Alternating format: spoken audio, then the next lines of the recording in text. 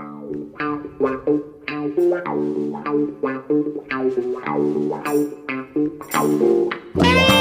evening, Gabby. Good evening, TC, and welcome all to Terry Curran's weekly football podcast. Steady away, son. How are you? What kind of week have you had? Not too bad.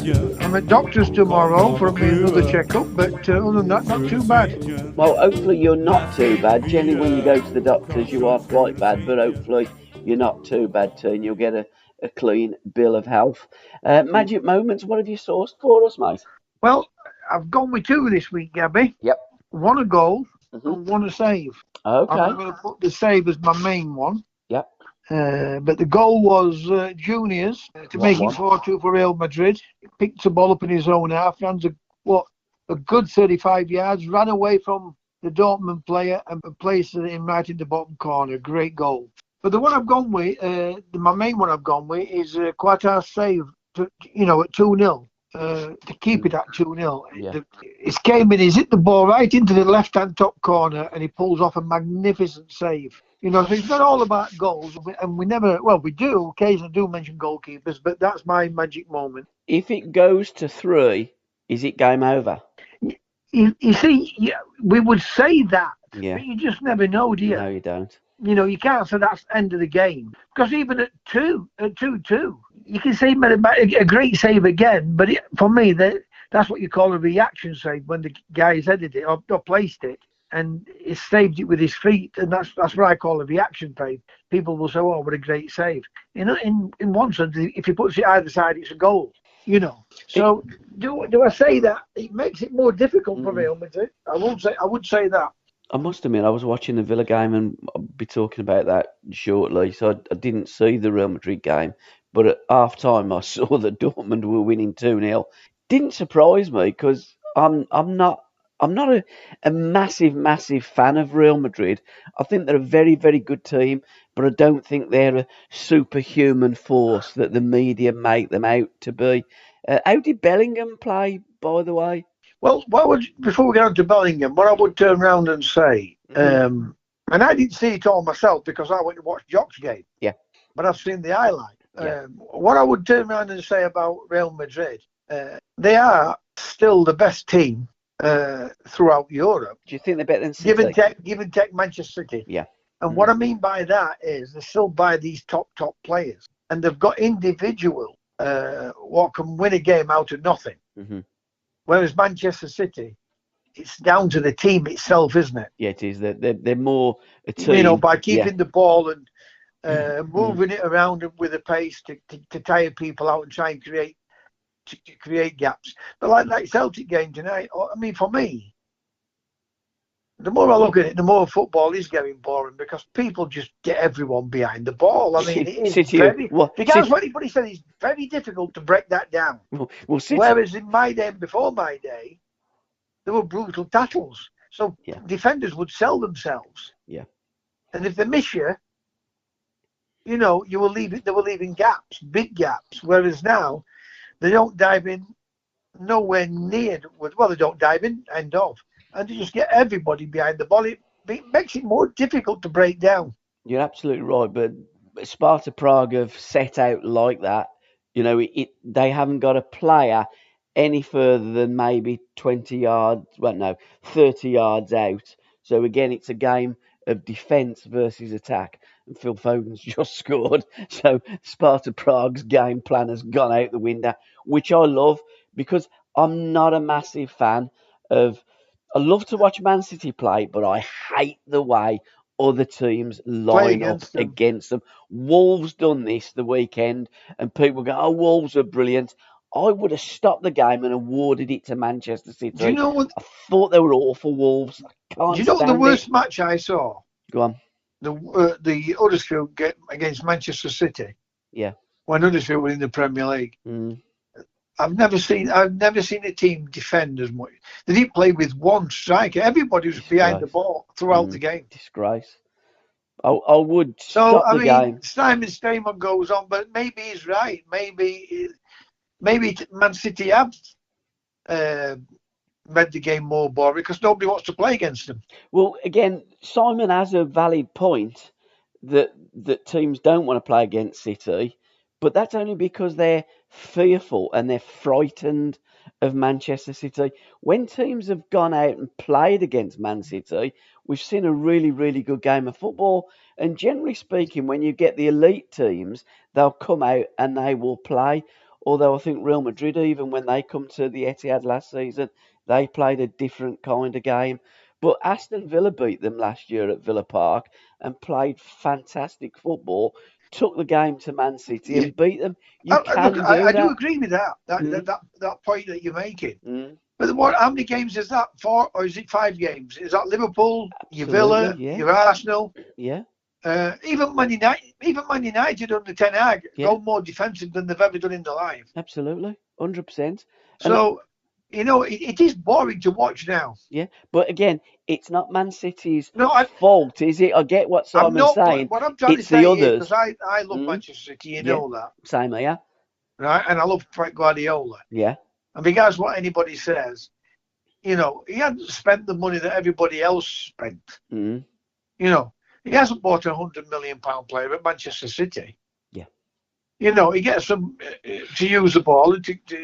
I mean, the passing is more accurate. They use it with more of a tempo. They counter attack a lot better. hmm But it's just teams that just don't want to play against them. yeah. And I think that in the Premier League, it's getting worse. And I think there could be an argument going forward that these elite teams and elite players are going to need to play against elite teams and elite players. So have your Super League, go away and play there. Premier League, as long as you're still playing at the moment in the Premier Well, League, if you don't want to play football, then don't get promoted. So I stay still down. don't. I still don't know how that's going to work because all these teams, I know what you're saying. all these teams have got what 28, 35 Mm. top players. Yeah, but we know that most teams have got no chance of winning it, even though they're brilliant clubs. The teams that's going to win the Champions League this year are going to be either Real Madrid, Manchester City, Real Madrid, or Manchester City. It's out of them two, But really, isn't it? when these break away, Yeah, don't you think Barcelona and Real Madrid are going to be the two what still have the best players? I think yes, and I think that the Spanish clubs, they're Well, they've got the weather and they've got the tax absolutely, yeah, cutting it. but they need So the so the players are yeah, going to want to join. The elite players, mm, like they want to join the teams what's in Europe. of course I But will, yeah, once they start the European League, they'll mm, want to be with a team or with the two teams what's capable of winning that yeah. league or cup, whatever you want to call it. Absolutely. And it will be Barcelona and Real Madrid. They're the two biggest clubs really in terms of how a player perceives who wants to play for that team. If Barcelona come calling, Real Madrid come calling, don't matter where you play, Man City, Chelsea, Liverpool, Man United, you're going to Real Real Madrid, Madrid. Absolutely. Juventus, whatever. Bayern Munich, But you've lost it. if you've noticed, T, over the last maybe 10, 15 years, the gap between the Premier League and the other Oh, leagues is absolutely it's ginormous now, massive. isn't it? It's massive, and this is When I why they wrote that, want the Super when I wrote League. that about Ipswich, I was criticising No, Ipswich, absolutely, yeah, and you put it onto yeah, yeah. your post, Mm, and I was trying to say, is the gap far too big now? it's massive, and the way I it's mean, mm, Ipswich has spent over £100 million, absolutely, yeah, yeah. and But they're going to get relegated. But I don't mean that in a nasty way, no, neither do I. And don't forget, he's done a magnificent job. Mm, And now he's spent. Well, I don't think he's spent wisely. I think he's spent. Whoever spent it, mm, uh, they spent over £100 million for mm, players like Fulham did. yeah. What will get them relegated? They're spending money on Championship players, aren't they? And hoping that the Championship players will come good in the Premier League with the Championship team. And it doesn't work that way. And I think if the three that keep getting promoted keep getting relegated, I know it doesn't happen all the time, but I think it did it last year. It may again this season. But consistently, And if you're looking season on, the teams that go up, if they're struggling, if they're going to get relegated, stay up for the last game of the season, your fans are happy one May, then sad the next May, then happy the next May, and sad the next May. There's going to be a point where they go, is this really worth having 3 up and 3 down? Is it really worth having 20 teams in the Premier League?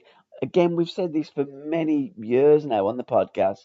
That Well, it is football what it is. is at the It's a crossroads. it's a Premier Something's got to League. give. It's not the English Premier League, but it's a Premier League. Because there's very few and far English managers and players in the league. Absolutely, it's a Premier League in England, The but you're right, the it isn't most the you've English got, Premier League. the most important thing about the Premier League is they have English fans. Well, I'm saying even that's getting now where it is, especially in London. Yeah. With London clubs, you've got more foreign people watching the big London clubs, not so much. And I always think to myself, Birmingham. How do these people get the money to get these football games? Well, I know that because government are handing it out. Yeah, I mean, it wouldn't surprise me. Well, nothing surprises you in football, but the way football is going, the gulf is getting greater, and the Champions League really hasn't done much to ease that gap or bridge that gap between the rest of Europe and the Premier League. There's 30 odd teams in it. Yeah, no, there's 32, I believe, isn't that? Same amount that. Oh no, sorry, I think there's 36, isn't there? There's going to be 32 in the FIFA Club World Cup, which I'm very much looking forward to.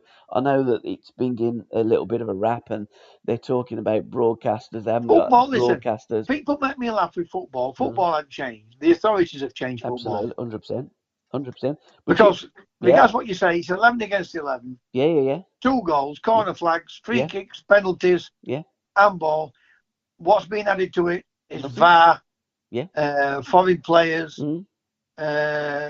rules and regulations of the game. And so it's them what's changed football. Not football's changed. It's the authorities what run it. Absolutely, so. But again, it's all about the money. They need to keep creating these tournaments, these competitions, because the players are getting paid an absolute fortune, and the more that it goes up, they need more money. They put the raise the revenue, the ticket prices for the supporters, and when you look at the Italians in particular, when they had the World Cup in 1990, and after that World Cup, everybody wanted to go to Italy, didn't they? And play, and the Italians were strong. At the moment, the Premier League is strong. They only went there, Gabby. They only went there because the money was massive back there. Of course they did, yeah, absolutely. They didn't want to go and play in Italian football. They wanted to, money. Now, if you said Spanish football, I get that. But again, but they've had their periods and time where they've gone to play in the La Liga. I mean, La Liga now is going to be playing a game just before Christmas in America. But why? Money. That's all it money. Is. They're not giving the TV money. No. Like the Premier League is. Of course they're not. No, they have to. Yet. Yeah. Yet they can still purchase the major signings. How? I mean, it's bonkers with all the restrictions. Well, you know how. You've only got to look what's happening in our country. Well, it's just absolute corruption, isn't it? So football is not run.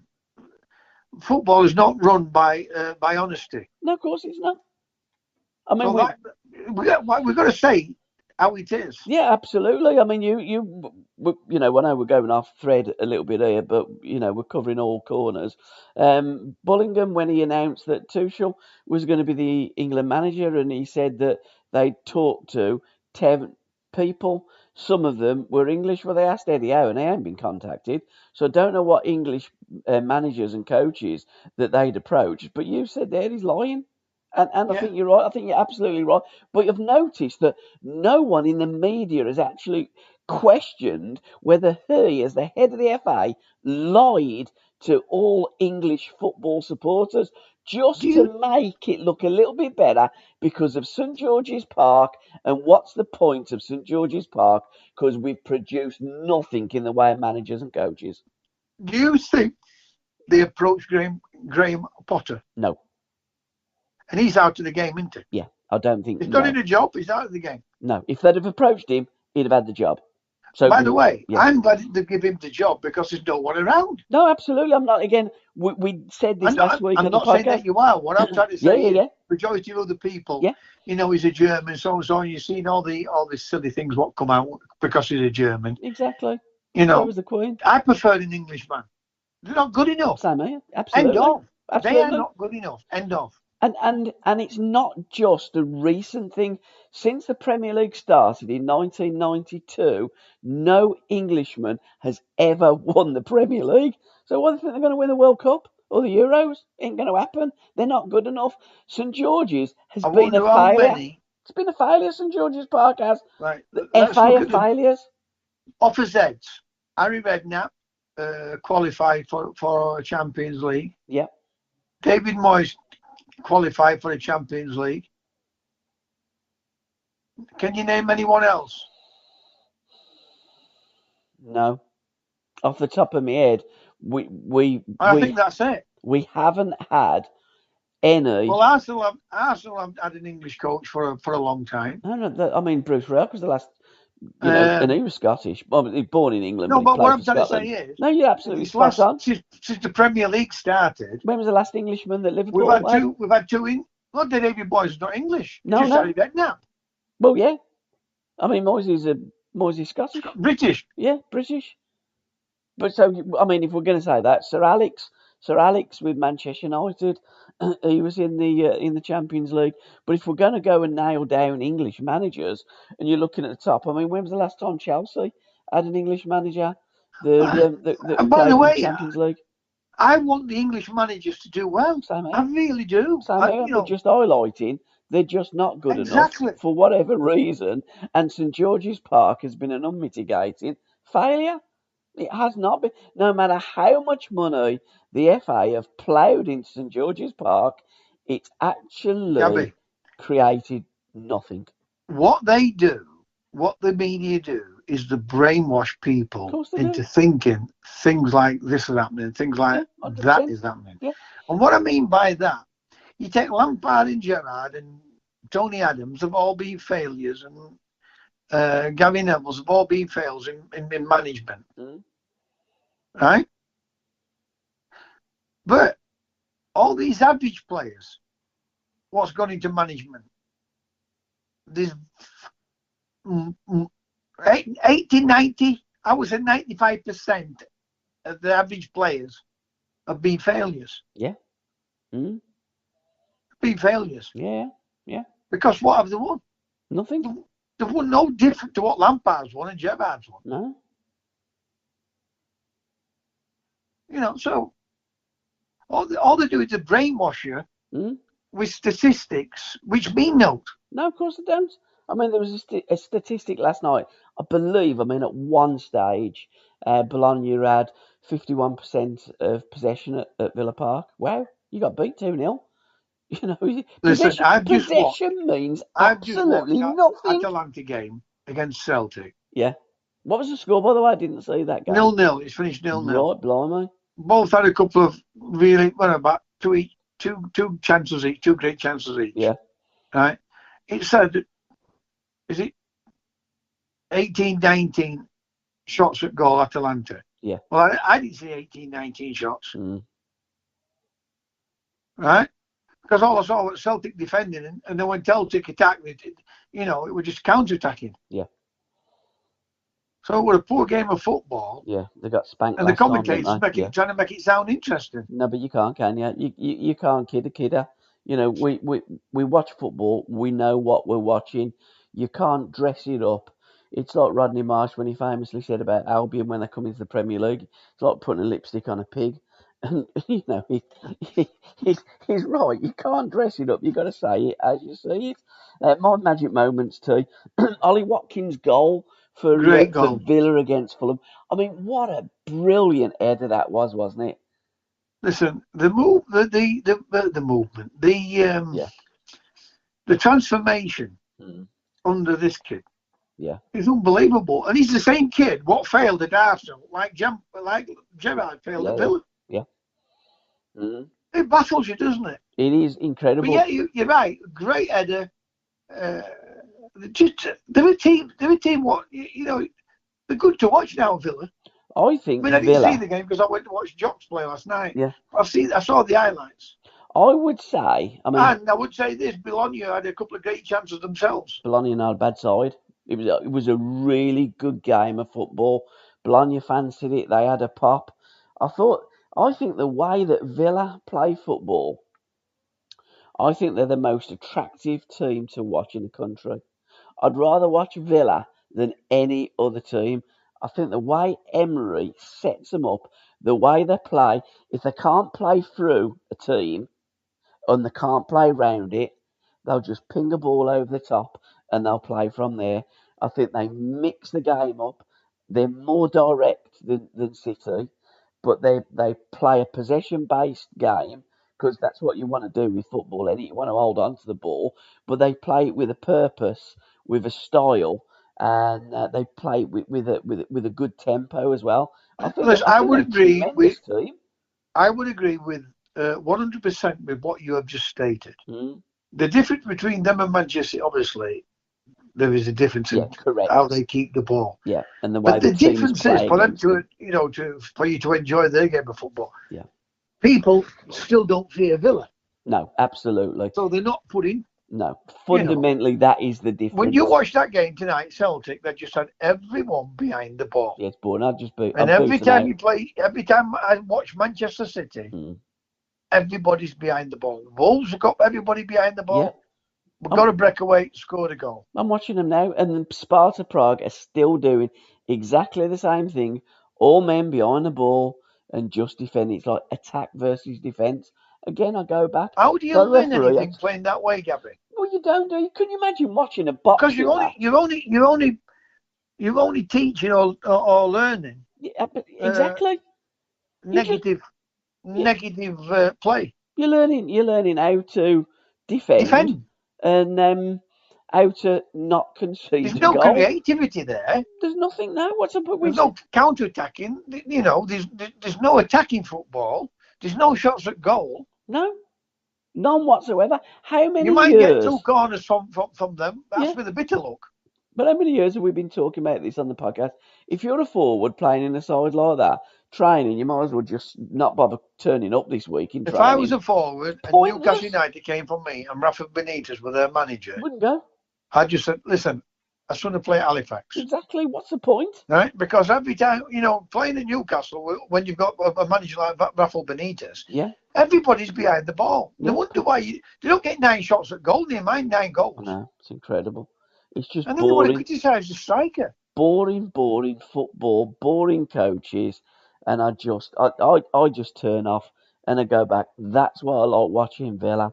They play fabulous football. I like the way that John Duran, when he come off, he booted the street. As the Premier League, has all this money made it a better league? No, really? I don't think so. No, personally. No, I don't think. It's very important, but with the money side of it, to make everybody fascinated by it. I don't think it's any more exciting than what the old First Division. No way. Not for me, no. With all the money, I think they've made it more boring because teams just do come out against the big sides now and just defend. And I just don't. When we were kids and we were watching the FA Cup and when we were young footballers, playing in the FA Cup, it meant something to us. The FA Cup in their leagues, on the continent has never meant anything. No, it doesn't. No. And we fetched all these continental managers into ours, and they've done the same with our FA Cup was what they did with their own FA Cup. Yeah, absolutely. Yeah. But the FA have also played into their hands, and because of the amount of games, stopping the replays, stopping extra time, etc., etc. I mean, they've been an absolute disgrace. I mean, in fact, they stop all them, and then what they do, they make the Champions League 36 teams in it. Absolutely, yeah. And it is the next stage of the Super League. I don't know. And then they're telling us players are tired. Of course they are, but then they keep inventing all those competitions. And then they go play 36 games. Yeah, but again, we've proven that the players aren't playing more games. They're playing more games in Europe. They're playing less games domestically. But I've never, ever, ever heard a manager or a player moan that the Champions League is too big now and they're playing too many games in the Champions League.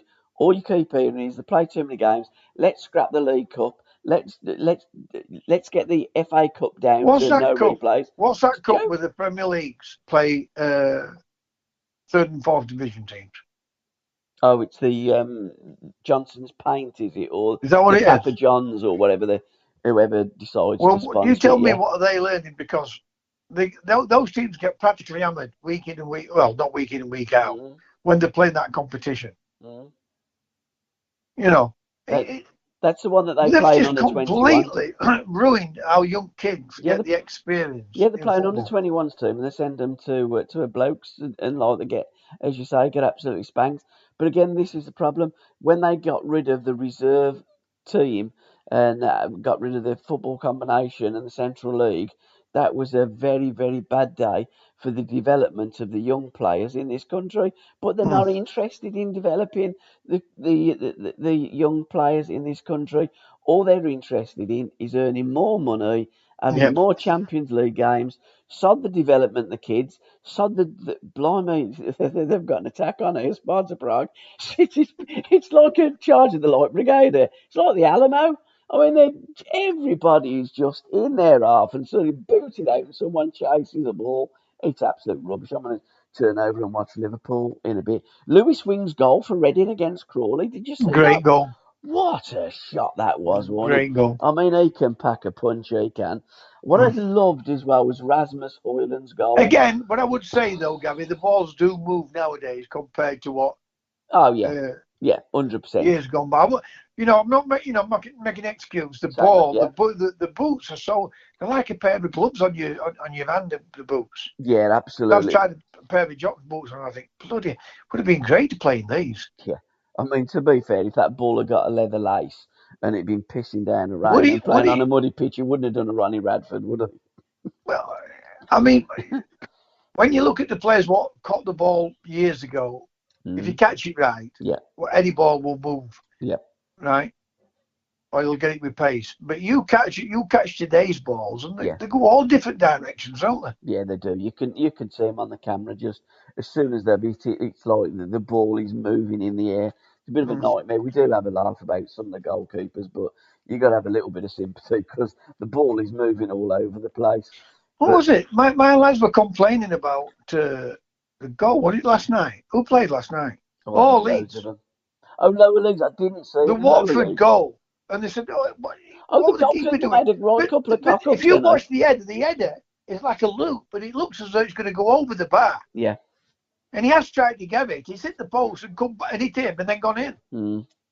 And then when I said that to him, they went, well, yeah, you might be right. But, I mean, I look at that one where the Leeds keeper against Sunderland, Oh, yeah, right? But again, I tell you, that hit something because it spun away. yeah. So I do feel sorry for goalkeepers at times. And again, that goalkeeper in that particular game, he was getting ready to throw the ball out before he'd actually got hold of it. A little bit like when a football player miscontrols it, he's actually thinking about the pass that he's gonna, but then the ball just goes under his foot. Unfortunately for a goalkeeper, when that happens, it results in a goal. I But mean, Rasmus Højlund, I loved his technique of the goal, but I love Bruno Fernandes' little flick. And I Flick. thought it was a great ball by Ericsson as well. I thought the whole of the goal was brilliant. And good He's to always see. been a great passer ball, that Ericsson, hasn't he? Oh yeah, but I mean, great to when he see was at Højlund Tottenham, score. he looked hell of a player at Tottenham. I And mean, then he goes to Brentford. And I'm thinking, why is United taking him from there? But you can't take his natural ability away from him, because you can see he's got really top quality ability. But obviously, his legs are not going to get him there anymore. no, I mean you never lose that. And Ryan Christie's goal for Bournemouth against Arsenal. What a what a corner that was. I didn't see that, to Oh, be honest, Gabby. But, brilliant. I mean, I was driving back, and I've not seen that. I've seen a lot of the games today and yesterday, but I didn't see the Arsenal goals. I don't know why I didn't put that one on, but Arsenal had a man sent off, Yes, and they were 1-0, Saliba. Yeah, and then they get beat 2-0 by Bournemouth. It's just so unreal. I think Arsenal again. I know when I hear a lot of these pundits blowing smoke up Declan Rice's arse, I have never ever been a fan of Declan Rice. I don't see what people see in him. I mean, it might just be me. And to listen to the rest of this podcast, head on over to www.patreon.com/SRB Media. Thank you.